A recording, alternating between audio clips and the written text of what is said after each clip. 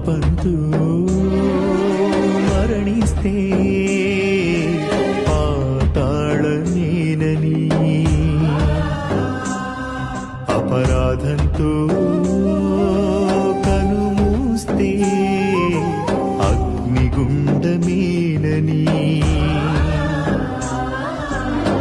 ప్రాణమిచ్చి పాపమంతా కడిగానుగా, వాక్యమిచ్చి హృదయ శుద్ధి చేశానుగా, పరిశుద్ధుడవై పరలోకం చూస్తావని, పరలోకం చేర్చుటకే వచ్చానుగా.